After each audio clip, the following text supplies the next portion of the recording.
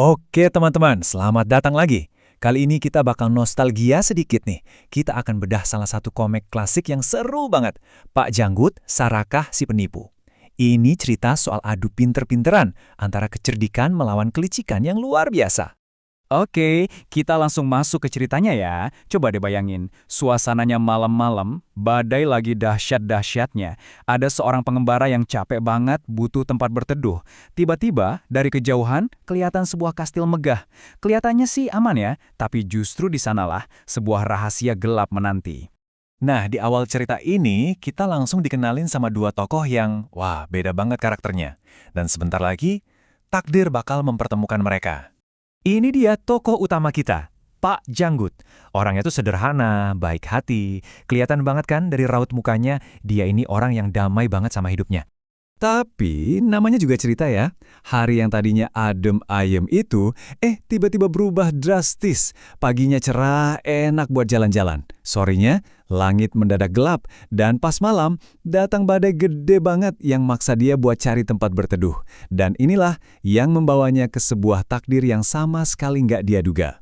Dan ya itu dia, di tengah-tengah kilat dan guntur, muncullah kastil megah ini. Satu-satunya harapan buat berteduh. Tapi, lihat deh, penampilannya itu gimana ya? Antara jadi tempat yang aman atau justru malah tempat yang menyeramkan? Nah, disinilah firasat gak enak itu mulai terbukti. Tanda pertamanya, sambutan dari kepala pelayan kastil, Sarakah, yang dingin banget. Jauh dari kata ramah deh. Beda banget sama Sarakah, si pemilik rumah, Nyonya Baron, malah baik dan ramah luar biasa. Pak Janggut langsung ditawarin kehangatan dan tempat menginap. Kelihatan tulus banget kan kebaikannya? Tapi sayangnya, kebaikan inilah yang nantinya jadi celah buat dimanfaatin. Oke, sekarang kita masuk ke bagian di mana penipuan besar dimulai. Kita lihat yuk, gimana kebaikan hati bisa dipelintir jadi senjata? Nah, Sarakah ini pinter banget cari momen. Begitu ada penonton, yaitu Nyonya Baron dan Pak Janggut, dia langsung mulai akting. Dia mulai merangkai cerita sedih. Cerita yang udah dia siapin matang-matang buat menipu Nyonya Baron yang polos. Dan ini dia inti kebohongannya. Janjinya Sarakah, mereka ada di Amerika. Saya akan pergi dan membawa mereka kembali padamu. Sebuah janji manis buat mempertemukan lagi Nyonya Baron dengan ahli warisnya yang katanya hilang. Wah, ini benar-benar dirancang buat bikin Nyonya Baron percaya 100%. Tapi sepandai-pandainya tupai melompat, Pak Janggut tanpa sengaja mendengar sesuatu. Dia dengar Sarakah dan komplotannya lagi ngerencanain buat mencuri barang-barang berharga. Jadi jelas, Sarakah ini bukan pelayan setia, tapi otaknya kejahatan. Sarakah yang sadar rencananya bisa kebongkar, langsung gerak cepat. Dia nggak panik, malah licik banget. Dia putar balikan fakta, dia pergoki Pak Janggut dengan kotak perhiasan dan langsung nuduh Pak Janggut sebagai pencurinya. Gila kan? Dan iya, pahlawan kita kalah di babak ini. Pak Janggut dituduh yang enggak-enggak, terus diusir keluar. Sementara itu, Sarakah, si penjahat asli, sekarang bebas menguasai kastil. Tapi jangan sedih dulu, ceritanya belum selesai. Justru di saat lagi terpuruk gini, sebuah pertemuan yang gak disangka-sangka bakal mengubah alur cerita. Udah jatuh ketimpa tangga pula, ini yang dialami Pak Janggut. Baru aja diusir, kereta pos yang dia tumpangi malah diserang perampok. Bener-bener apes. Di gambar ini kita bisa lihat Pak Janggut bener-bener lagi di titik terendah, ditinggalin gitu aja di tengah jalan sama perampok. Tapi di saat yang sama, lihat deh, ada seorang anak laki-laki di dekat api unggun. Inilah secercah harapan yang muncul di tengah kegelapan.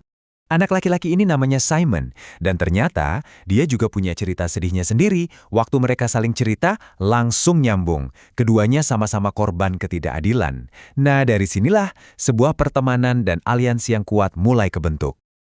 Oke, sekarang kita masuk ke bagian terakhir, bagian pengungkapan. Kita lihat gimana duet maut Pak Janggut dan Simon ini mulai menyatukan semua potongan puzzle. Kuncinya datang dari Simon. Ternyata, ingatan Simon yang tajam itu jadi petunjuk super penting. Dia berhasil nemuin hubungan antara para perampok kereta pos dan komplotan yang ada di kastil. Prosesnya gini, pertama Simon ngenalin kuda punya perampok. Terus, dia lihat komplotannya Sarakah bawa gerobak yang sama. Dari situ, Pak Janggut langsung sadar, kepala pelayan dan perampok ini orang yang sama. Akhirnya mereka mutusin buat lapor polisi. Dengan bantuan kepala polisi, mereka balik lagi ke kastil. Tapi kali ini beda. Mereka datang bukan lagi sebagai korban yang terusir, tapi sebagai tim yang siap masang perangkap dan bongkar semuanya. Dan inilah puncaknya, momen konfrontasi. Di depan polisi, Pak Janggut dengan berani menunjuk Sarakah menuduhnya membongkar semua kebusukannya. Sarakah kaget setengah mati. Akhirnya, kedok mereka terbongkar. Mereka terkepung dan gak bisa lari lagi. Para penjahat ini akhirnya ditangkap. Ini bukti kalau keadilan itu bisa ditegakkan. Bukan cuma pakai otot, tapi pakai otak, keberanian, dan yang paling penting, kerjasama. Kisah ini ninggalin kita sama satu pertanyaan menarik buat direnungin. Pak Janggut kan nggak punya harta atau senjata. Terus, apa sih sebenarnya kekuatan sejati itu? Mungkin cerita ini ngajarin kita kalau kekuatan terbesar itu bukan ada di materi, tapi di dalam karakter dan teman-teman yang kita punya.